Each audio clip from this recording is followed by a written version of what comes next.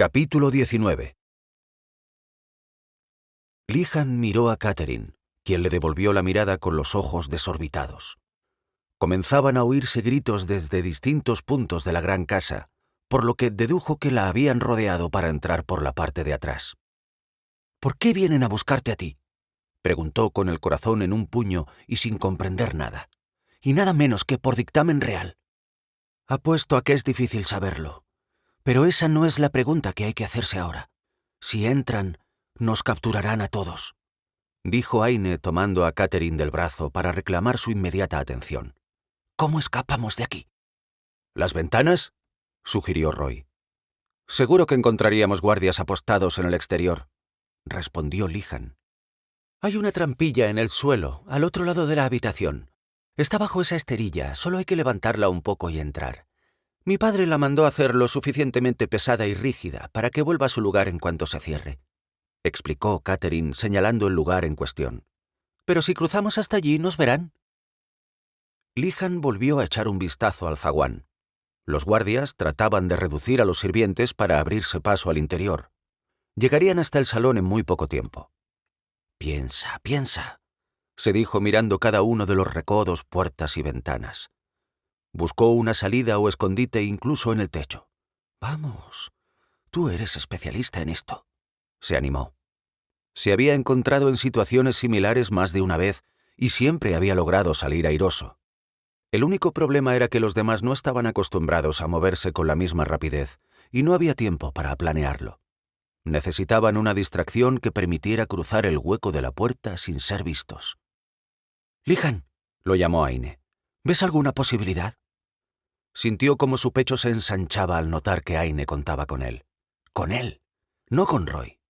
De hecho, continuaba mirándolo sin prestar atención alguna al pelirrojo. Era su oportunidad de demostrarle que también era capaz de mantenerla a salvo, de ayudarlos a todos. Quizá no poseía la fuerza de Roy, pero sí tenía lo necesario para enfrentar situaciones como aquella: agilidad y una mente despierta, experimentada en fugas. Como siempre que necesitaba concentrarse en algo, su mano viajó inconscientemente hasta tocar el medallón, la moneda de la orden que llevaba al cuello. Sus dedos reconocieron al tacto el relieve de la inscripción: sacrificio, honor supremo. Y entonces comprendió lo que debía hacer. No era necesario conseguir que salieran todos a la vez. No se requería un meticuloso plan donde cada uno de ellos tuviera su papel. La respuesta correcta al dilema era generar algo de confusión, lograr una distracción para poder llegar hasta aquella portezuela escondida. Después, una vez que estuviese solo, no tendría que preocuparse por si alguno de ellos cometía un error de cálculo que supusiera la captura de todos.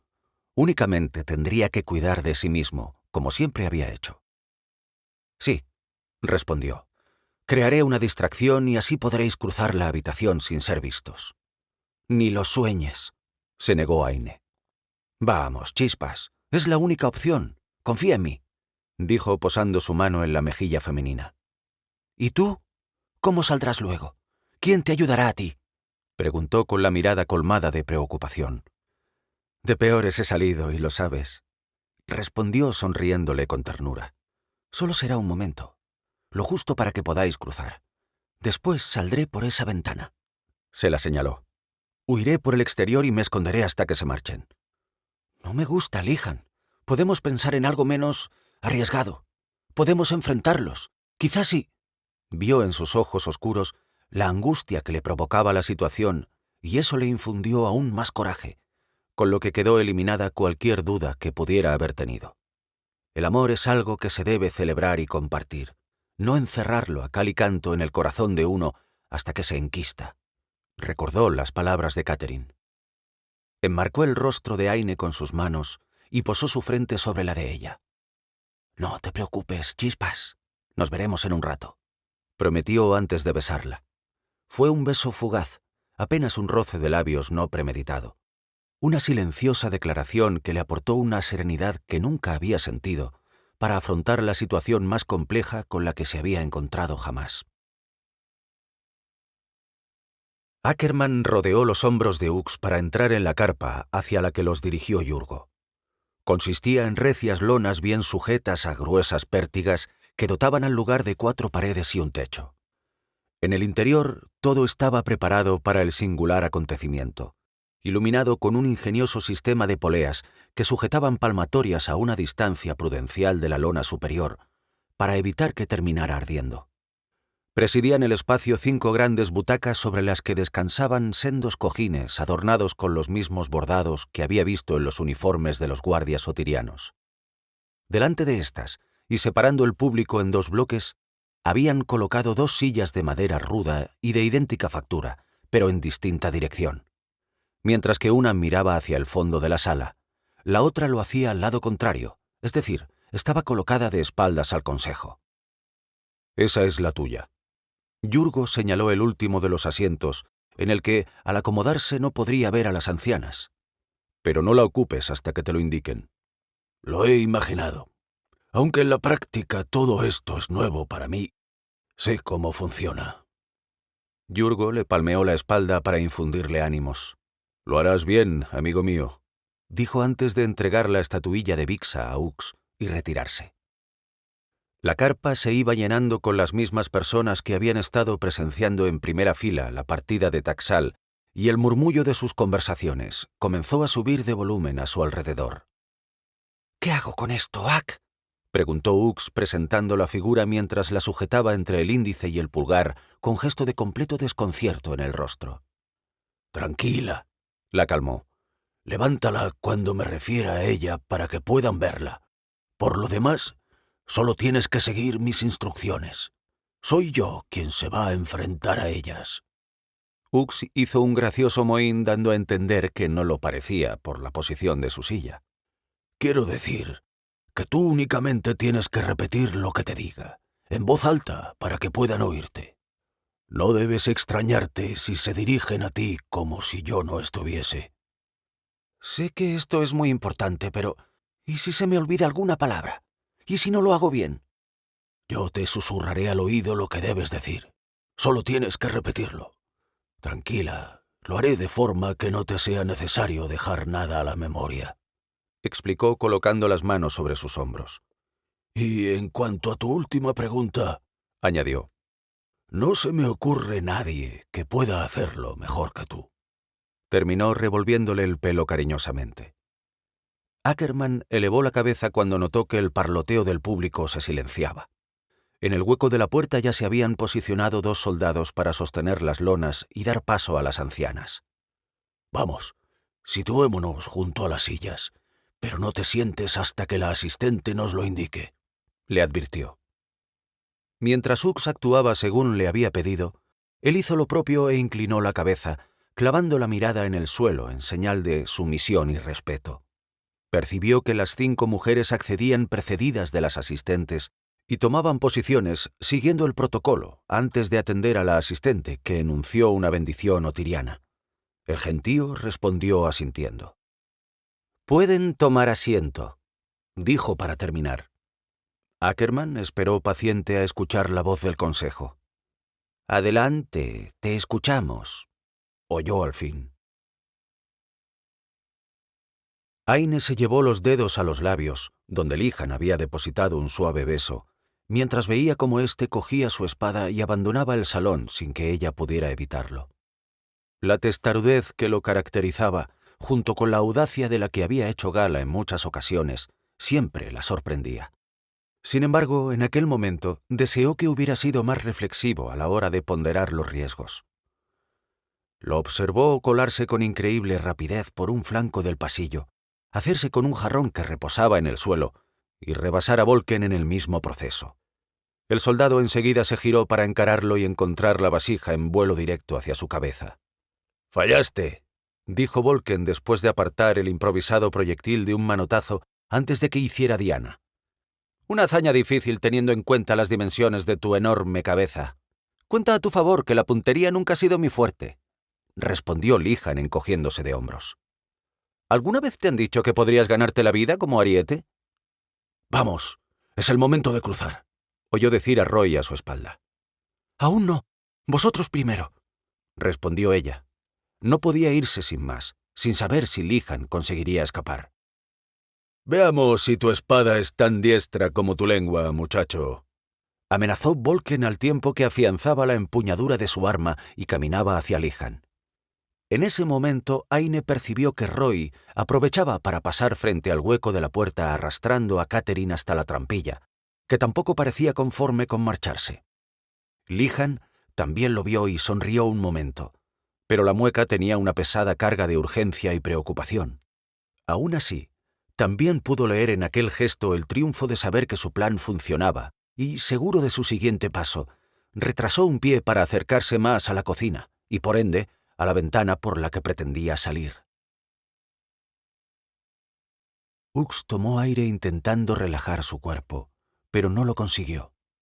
A nadie se le escapa ya el hecho de que las brujas están regresando, le susurró Ackerman, al que también se le notaba un agarrotamiento en la espalda, probablemente debido a los nervios. Las señales son claras. La tierra tiembla, la naturaleza se marchita, ha comenzado a caer ceniza del cielo y los animales muertos han empezado a levantarse. Hux repetía sus palabras a medida que Ak hablaba. Nuestros antepasados ya vivieron todo esto y nos lo dejaron escrito, tanto en los textos que relatan la caída como en nuestros corazones. También es conocido por todos que el pueblo tiriano lo sufrió en mayor medida que el resto. Hace muy poco, apenas un par de días atrás, añadió, una joven llegó hasta mí herida, casi moribunda. Su hermano había sido secuestrado por una de esas brujas. Esa joven vive, a pesar del veneno contra el que su cuerpo ha tenido que luchar, gracias a la ayuda que ha recibido y al vínculo al que la sometieron por ser una cantia. Ya saben lo que eso significa. La conmoción de los presentes frente a aquella revelación hizo que aumentaran los murmullos y Ackerman se detuvo, sin duda para que el ruido no entorpeciera el entendimiento de cuanto debía explicar. Con un nuevo portador en su poder, el alzamiento es prácticamente inevitable. Sé que durante generaciones los otirianos han intentado determinar el paradero de Adrazel para derrotarla y recuperar las tierras de las que fueron despojados. Hoy me dirijo a este consejo con la certeza de tener un rastro que seguir. Sé que la morada de ese mal oscuro y temible se encuentra cerca de donde se asentaba el clan al que representa esta runa, dijo. Hux se apresuró a levantar la pequeña estatuilla con tal vigor que sintió que su trasero se despegaba por un segundo de la silla. Una de las asistentes se acercó y con un educado gesto le pidió que se la entregara. Lo hizo y vio que ésta se la llevaba a la primera de las ancianas, y así fueron examinándola una tras otra. La última de ellas elevó la mirada hacia una de las asistentes y pronunció una orden en su lengua que le resultó imposible comprender. Esta asintió y se retiró veloz hacia el exterior. Mientras tanto, sus ojos recayeron de nuevo sobre la espalda de Ackerman, quien continuaba con los músculos en tensión, y regresó a su lado. La mujer no tardó en regresar, pero acompañada de un hombre que cargaba un cajón que parecía pesado, sujeto a sus hombros con gruesas correas, el cual descargó junto a las ancianas. Tras comprobar la runa referida, dedicó los siguientes minutos a extraer pequeñas cajas del interior de la primera, de las cuales abrió algunas, hasta que pareció encontrar lo que buscaba y extendió un gran pergamino en el suelo, frente al consejo. Hux no dejó de admirar el hermoso mapa, lleno de símbolos, sobre los que el hombre pasó el dedo hasta que se detuvo en un punto concreto, pero tampoco se le escapó la mirada que las ancianas intercambiaron entre sí. De nuevo el público expresó su confusión, aumentando el murmullo en la sala hasta que la asistenta rogó silencio. «¿Quién eres? ¿Por qué aseguras con tanta vehemencia que la Exia se encuentra aquí?», preguntó una de las ancianas. «Hace casi 6 décadas que yo mismo escapé de Adrazel», confesó Ackerman a su oído, y ella se apresuró a repetirlo. «En mi huida vi ese símbolo, como ese niño al que se han llevado.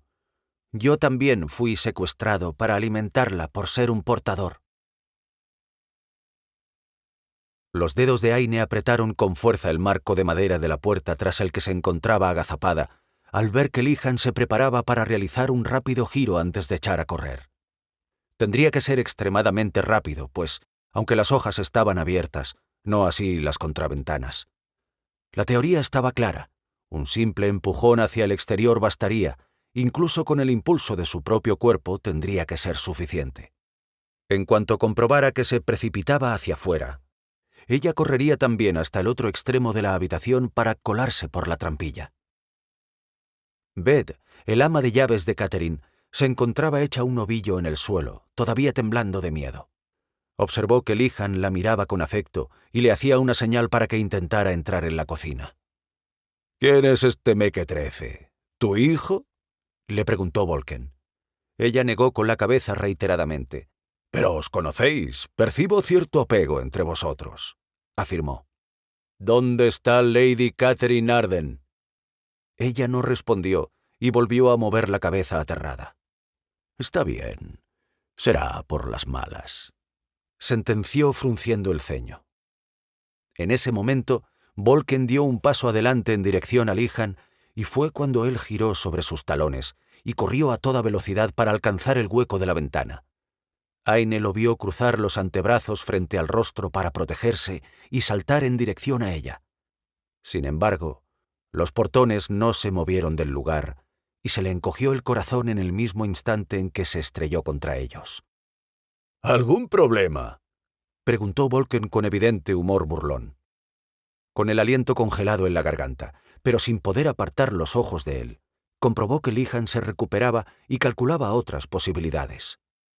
En ese mismo instante notó las manos de Roy cerrarse en torno a sus brazos. Ackerman esperó la respuesta del consejo. Después de su confesión, el rumor del público dentro de la carpa se alzó hasta alcanzar un volumen considerable y los guardias tuvieron que imponer orden para conseguir silenciarlos. «Podría serlo o no». Ackerman percibió que aquella voz llevaba implícito, además de un evidente desdén, el paso de los años y el acento de quien muy pocas veces se aventuraba a hablar en otro idioma que no fuera el propio. Sabía lo que debía hacer, pero llevarlo a cabo significaba faltar a su palabra de respetar el protocolo que regía el Consejo Otiriano. «Ahora o nunca», se dijo. Tomó aire profundamente y se levantó para darse la vuelta, enfrentarlas y así mostrarles la palma de su mano.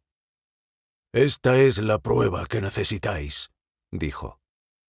De nuevo el rugido de los presentes se elevó hasta convertirse en un estrepitoso fragor, al tiempo que los guardias lo rodeaban sujetando las empuñaduras de sus espadas, esperando la orden del consejo. Sin embargo, lo que ocurrió a continuación lo sorprendió, pues supuso todo un acontecimiento sin precedentes. Una de las ancianas se levantó y, ayudándose de su bastón, caminó hacia él, apartó a los soldados y examinó su marca. Ackerman sintió que su corazón bombeaba frenético durante los segundos que se tomó la mujer para asegurarse de que era auténtica y que, por tanto, lo señalaba como portador, tras lo cual se giró hacia sus compañeras y asintió solemne. «El consejo te ha escuchado», dijo una de las que aún permanecía sentada.